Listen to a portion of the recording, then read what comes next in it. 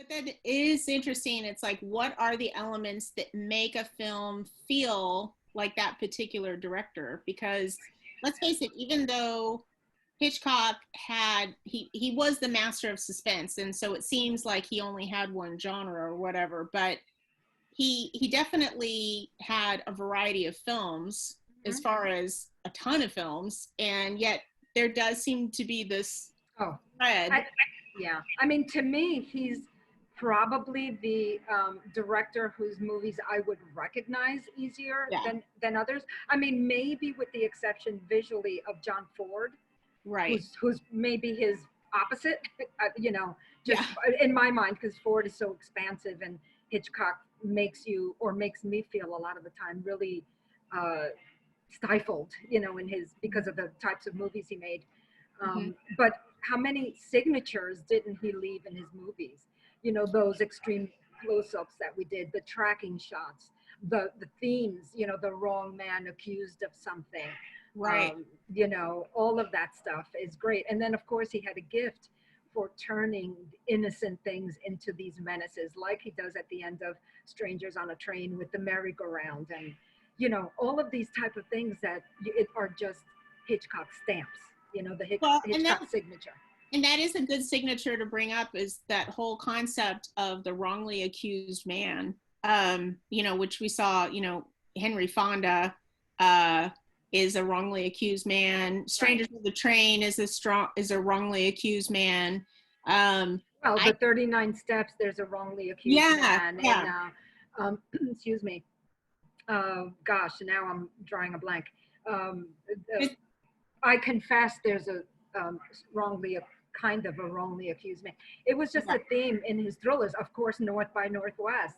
Right. All of it's central, because that makes a lot of that makes for the thrill that follows. Yeah. They're wrongly accused of something, and then you get the chase or the thrill. Yeah. Which, he always wants the audience member to relate to the character to a certain degree, so that they can become invested in that, so it becomes more suspenseful when things go awry. And I got to admit that the very concept of being wrongly accused of a crime is, to me, that is horrifying. Yes. That is a very scary thought. So I think he had this genius of understanding the very, how to push that little button of fear in all of us. Yeah. There are these. I also think that, when you have a wrongly accused man in a thriller, or person in a thriller, because it would work with a woman too, you have double the chase power, because when let's say the authorities are chasing someone who's guilty. Yes, of course, the guilty person's running, but when that person's innocent, you have the authorities chasing, and then that person being innocent, that much more desperate to run and get to the truth. So it's like double the whammy of energy that you get in these stories. Not to mention their own internal struggle, which is its own chase in a way, and not to mention all these loved ones around them, friends, family, whatever, that are having these seeds of doubt in their head then about, well, are they innocent or are they guilty? And that kind of lends to extra fear, I think, because I think that would be, for many people, a very terrifying thing to think that the whole world is against you kind of feeling. Right. Yeah. No, it's a pretty, it's, as far as starting with a blank slate, let's say that you're approaching these blank pages, or you're a director who's just putting together that first shot in your head. When you start with that premise of an innocent man, being chased, that's a pretty hefty place to jump off of in a story, but of course, then you have a director like Hitchcock, who puts it all visually in this, in this really compelling way. And that's why his films are so, that's why so many people admire him as a director, because he was innovative in many ways, I think, and yet basic in many ways too, Well, and speaking of which, and I don't know if it's okay to transition with this, Annmarie, but kind of the flip is what we see in Shadow of a Doubt, when he appears innocent and you know, he's got the support, loving support of his family. And then the real nightmare is, you know, my uncle, who I've been named after, who I've admired from afar, but I've admired so much, and the whole family admires him. You know, he actually is a killer. And that is also just a fascinatingly terrifying thing, that someone among you that is, you know, part of that inner circle. And then you get that shot. Let me see if I could do it.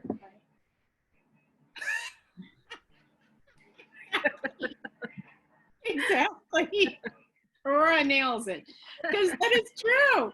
It's just like where you're just like, oh, you know, it's just, to me, that's also incredibly terrifying, to think that someone within your family, your loved ones, your circle of trust is, you know. Yeah, I mean, and then you know, they have Joseph Cotton, who is pretty much all American, and just, you could just tell he's a nice guy. So to, again, not that these monsters don't look, not that they look like monsters, but for some reason, it was perfect casting. The whole movie is cast perfectly, actually, because Teresa Wright could not be, you know, better. So I love it. One of my favorite things about Shadow of a Doubt is his introduction, his character's introduction. The train, you know, because Hitchcock and trains, they're so important in his film. But anyway, the train comes into the town, and this black smoke comes up, sort of, you know, signaling doom has just arrived. Right. Before we even see Uncle Charlie, which is just brilliant. Well, and then the immediate line and mask of who he really is, she kind of catches a glimpse of it as he's pretending to be something and someone he's not, getting off the train, and then all of a sudden, oh, I'm just kidding, you know, just for fun. Yeah, exactly. You know. Yeah. And of course, the train plays without spoiling anything. Clues, these hints of yeah. I mean, and without spoiling anything, the train, of course, plays a major part at the end of the movie too. So it sort of brings in the menace and plays a role at the conclusion of the menace, however that happens, without spoiling anything.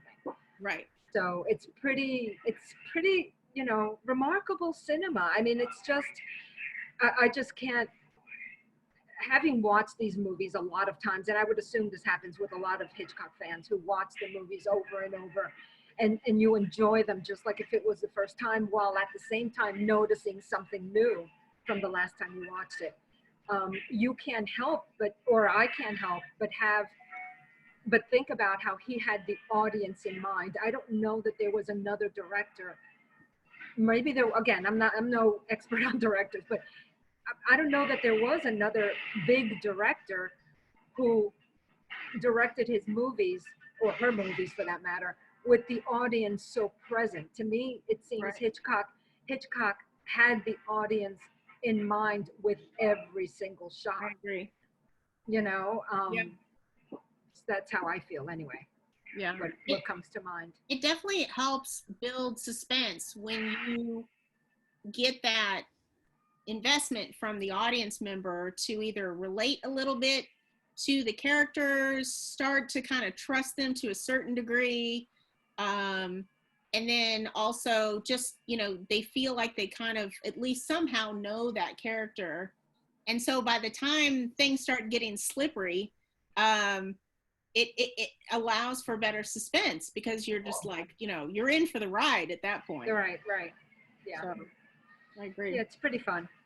There should be a book called on Hitchcock called Trains and Stairwells, and I think that would be yeah. I love those themes visually anyway. Yeah.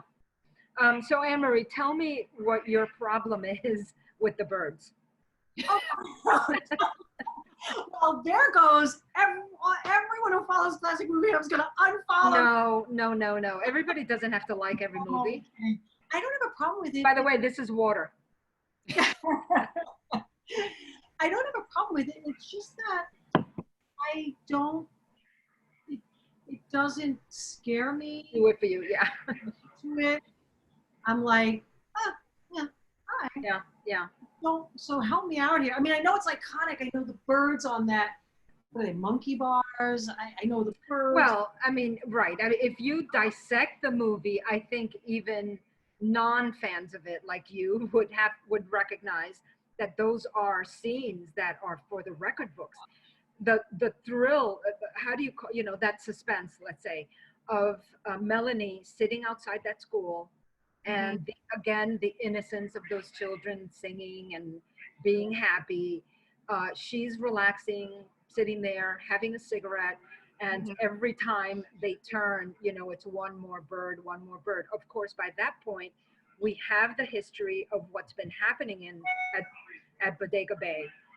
So I mean, I start getting palpitations, and it's every time I watch the movie. So, well, to me, it's just, his the scariest premise of any of his movies, because there's a sense that it's, first of all, it's not a man or a monster type of thing that you can just kill. This is nature run amok.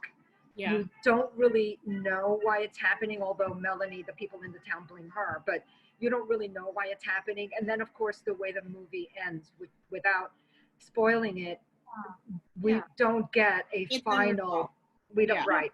So even that is creepy, sort of like, oh my God, this can happen anywhere. That's how I feel about it. And isn't that probably, they say, one of people's biggest fears is fear of the unknown. And that is definitely something he taps into, because you're right. We don't know how it started, why it's starting, like why it's happening. And it does leave on an unresolved note. So you don't know if it's going to continue. Is it going to spread? I mean, yeah, I think we pretty much just spoiled the movie, but that's okay. I think everybody in the world. Put a disclaimer at the beginning of this. I can tell. Yeah, no, everybody's seen it, I'm sure, by this point. Yeah. Actually, if you could put a spoiler alert wherever we kind of mess up, just put a yellow spoiler alert. Yeah. So I was going to say, I don't know, Annmarie. I can understand how on one layer it can seem kind of like, but I do like the relationship between the women in this, and I think that gets into this complex psychology. What do you think of that, Annmarie? Gosh, I remember there was the thing between Suzanne Pleshette and Tippy. Yay, Suzanne Pleshette. I mean, Tippy too, but I'm just saying. I remember, but I've got to be honest with you. I mean, I've only probably seen the movie once, maybe twice. But the interesting thing is, I do remember the scenes. I remember the telephone booth scene.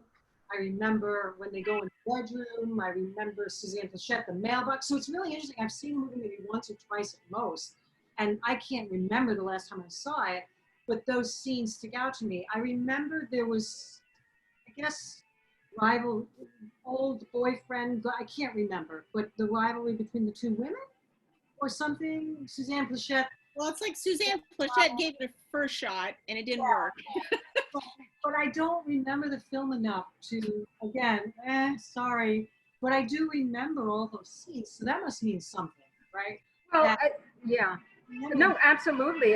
The scenes are, I guess, I mean, nowadays iconic seems to be overused, but if there are iconic scenes, in the cinema way in the Birds, I do think that there are some parts of it that seem cartoonish. I remember when they had it in a movie theater, I think it was the TCM Big Screen Classics, and people in the audience were laughing throughout, especially the scene in the garage when she's in that garage, and I mean the gas station, and then in the diner. If you remember when the birds and things start going nuts with the fire and everything, there's very, very harsh cuts, edits. So, you get her like this, like that. And people were laughing, and it upset me a little bit, but I can see why it would seem cartoonish to today's audiences. But I still enjoy it. It's still a really effective movie for me. I don't see the campiness of it. I think it's just scary because I don't know. I only see the suspense in it, so I'm I'm shocked that people would laugh at it, but I do like a lot of the layers of it, like in the sense of beyond the fear of these birds and what are they going to do next. I like the fact that there's the whole blaming it on the newcomer in town, and that's kind of an interesting theme. And then the relationship between the women, it's for me isn't just between Tippy and Suzanne Plachette's character, but the mother. Yeah. And that's a theme we see a lot in Hitchcock too, is this sense of mother is something isn't in just one of his films. You see it throughout. There's a mom theme in a lot, like even, you know, The Lodger and stuff like that. So yeah. I don't know. I like the way he takes these psychological little journeys with us sometimes, you know, just to kind of mix it up. And I like that. Yeah. Yeah. I mean, I like it. So, I'm gonna, you know, yeah. I mean, we can turn on that. It's a great little, we can turn from that mother mention to maybe his most famous mother. Right. You know, which is, I think, one of your top favorites. I love it too. And of course, it was a landmark film in some ways, but you want to take it, Kellee? You know, there's a reason, as you say, as to why Psycho is and Norman Bates are iconic characters, and it's an iconically beloved film. I think, you know, he did a good job of introducing this, again, flawed character, where she's an adulteress and she's stealing money, and yet she's beautiful, and yet we have sympathy for her because at some point, okay, again, obviously there's going to be spoilers throughout this whole thing. Let's just put that up front. Spoiler. But you know, she has a change of heart, but it's like that alone could have been a plot. That alone could have been like something we think we're going down one path, and we take a big detour at the Bates Motel. And I think it's fascinating on multiple levels, right? Because you've got this character, she's got some issues, and she's trying to make her own mind. I mean, there's a lot of suspense, by the way, before we ever meet Norman. Yeah. And if you think about it, and then you get into the other characters, you know, that are looking for her. And, you know, and then Norman is a case in and of himself. Indeed, and he is. I just don't think that there has ever been someone that has been like that character and played it so well as Perkins. So, you know, it just... He plays it innocently almost. You know, the scene where he invites Marion to a dinner, he has sandwiches or something for her. Yeah. You know, and the way he's talking, and you see the stuffed the taxidermy everywhere. The taxidermy stuff near him. You know, and of course, historically, it was shocking that the star of the movie would be killed. I mean, I can't imagine. That's a spoiler alert. I'll do this just in case. But everybody knows, right, what happens in Psycho and the way it happens. We won't mention the way it happens just in case. Right. But that was such a an early concept to kill off such a big character. You know, what's shocking to me, besides the fact, you know, that it's this famous actress, this famous movie star, and the fact that it happens halfway through the movie, it's almost like, you know, the crime doesn't pay thing. I mean, yes, she stole money, and I think she's having, and I know she's having an affair, and I know she's doing these things that are, you know, not moral or whatever you want to call it, but she darn does not deserve what she gets. And it's almost like, oh my God, you know, that's far out as far as punishment in life. So even that's shocking to me. Oh yeah. You know, I get that maybe she would have had a flat tire or they stole her car, but not that. Another thing, anyway, it shocks me, just the fact that, oh my God, yeah, she really does that, and then happens into this horror story, literally. But another thing I love is that Hitchcock did a lot, and this was, I don't know if it's in one of those TCM little, when they talk about a director or an actor, but the scene where Norman is trying to get rid of the car and he puts it in the water Yeah. and it's going down and all of a sudden it stops and your heart stops. Yeah. It's such a, how does he do it that we're rooting for this guy at that moment? We're actually rooting for the guy who, you know, butchered this woman. So it's really, and that of course is that suspense of in the moment is, oh my God, is the car going to stay there? But it doesn't. But still, well, it's that whole suspense of being like, all of us like have this thing of like, oh, I'm going to be caught. Oh, I'm going to be caught kind of feeling. Right. And so I think that's what that moment is all about. It's just like, it's like for a split second, it's like you almost place yourself in his role of like, oh my God, I'm going to get caught. I'm going to be found out. It's like, wait, that's not me. Like I should be working against this guy. It's true because there's something about the way he played that role. You feel sorry for him because, you know, you get a little background story on the mom. Now, that's not to say that excuses it or validates it, but he gives us just enough to be like, oh, well. Yeah. He's also so innocent looking, isn't he? Like, he didn't really mean you. Yeah. Yikes. Poor guy. Like, you start thinking about all this. Because there's all these shades of gray in all the characters, right? Yeah. The protagonist and the antagonist. Right. Well, yeah, it's that flawed hero and that we see in so many genre of film, you know, certainly Westerns and film noir and all of that kind of stuff.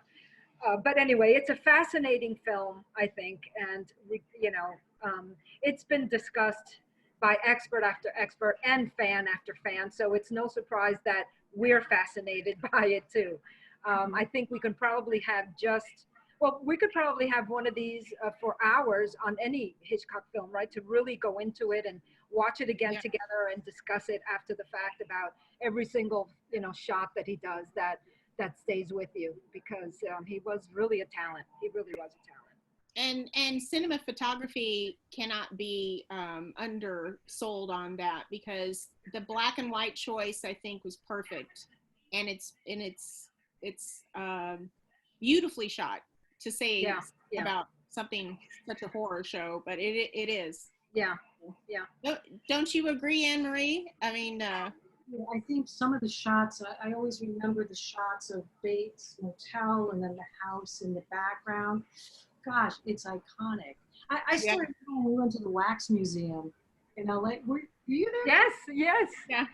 Everybody was like racing for the bathtub with the shower curtain from Psycho to take pictures there. I still have those pictures somewhere.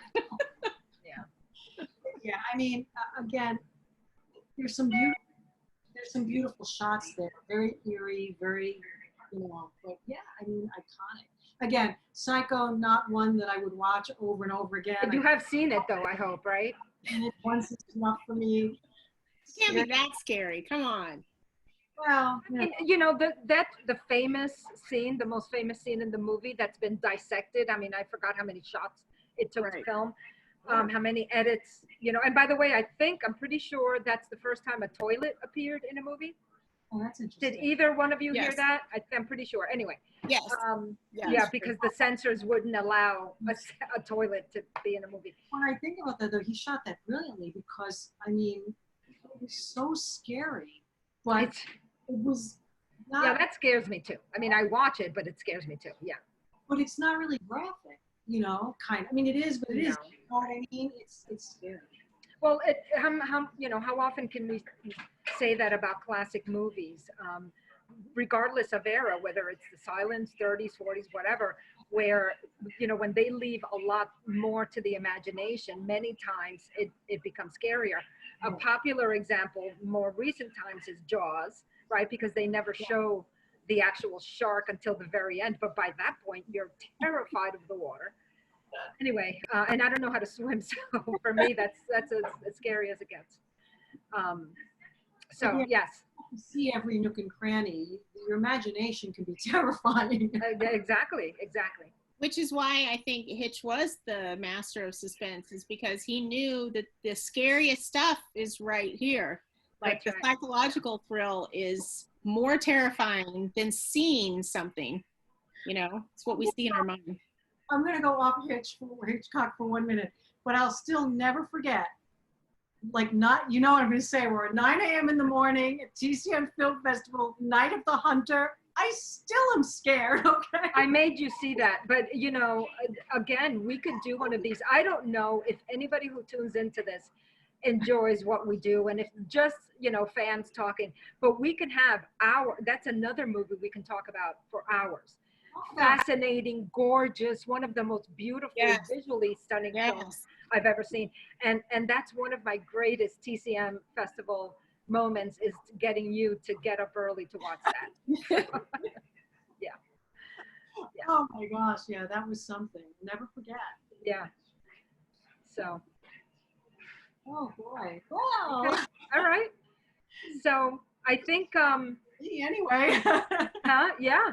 You know, I mean, we could just go on and on. I don't know what you guys want to mention. Any other Hitchcock film? If I had to recommend one to a non-movie fan, let me end with that. I'll end with that recommendation.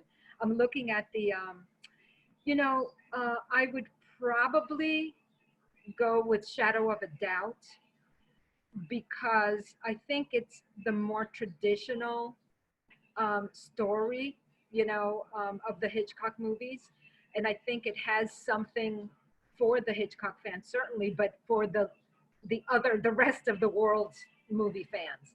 It's a very traditional story, though told brilliantly with brilliant actors. And I just think there's enough in there to appeal to all sorts of fans, to the film noir fan. Of course, Eddie Muller has mentioned that is sort of on the cusp of noir. It has film noir tendencies, let's say. It has the murder mystery fan grabbed. It has the drama fan. You know, it has a little bit for many types of, maybe not the musical is the only people I can think of that might not like it. But I think that's the one I would recommend to a non-classic film fan. How about you, Kelly? Well, Shadow of a Doubt is my #1 Hitch film. Right. So it's my favorite. It's Hitch's favorite. So I'm not going to disagree with that. I also think that, you know, it is tough to find films that others haven't seen already, at least, like, if they're not a classic film fan, they've probably seen or at least heard of, like, Psycho and maybe Rear Window and so forth. But, I mean, Strangers on a Train has a lot of good elements. That too, yes, absolutely. That I think has broad appeal because it's got some quirkiness to it that is also fascinating. I like, you know, again, it has multiple Hitch signature themes. Oh, sure, like yeah. Wrongly Accused Man. He loves tennis. It's been in a couple of his films. As a tennis person myself, I like that. But I also love Hitchcock's daughter in it. Oh, she's wonderful, Patricia, yeah. And it reminds me so much of the daughter in Shadow of a Doubt. You know, not Teresa Wright's character, but yeah, the girl, yeah. There's something fascinating to me about these young, nerdy young women with the glasses that have some of the best lines, though. You know what I mean? They do, it's like yeah. It saves the best lines for these characters. So, I, you know, if I guess, since I would pick Shadow of a Doubt as well, I will just add Strangers on a Train. Yeah. I also, interestingly, Strangers on a Train has that randomness factor that in a very different way, but it's still random, is the birds, where you don't know where these birds would have landed or would have attacked. It could be any town, USA. Right. It goes to Bodega Bay just because it's pretty for a movie, but they could go anywhere. And that's the same kind of idea with Strangers on a Train. You don't know who you're going to bump into. Right. So that makes it that much scarier too. Well, and it makes you question, like, would he have picked someone else? Would he have just done it anyway? Like, how long has he thought about this? Like, there's so many questions for background story that make you think, is this random? you But know. it would have had to be another famous person whose life he knew something about. But still, you're right. It could have been anybody. That's the randomness is the scary part of it. Yeah. Anyway, how the tracks cross in the beginning of the film. It's very, very interesting. More trains. Annmarie, which one would you recommend? I think, believe it or not, I think I would, again, because I'm not, I like a different type of Hitchcock movie. I would recommend maybe First Timers Dial M for Murder. Oh, yeah. Really good one. You know, little film. That's a great choice for a first timer. You're right. That is a great choice. Thoroughly, really do. I have to watch it.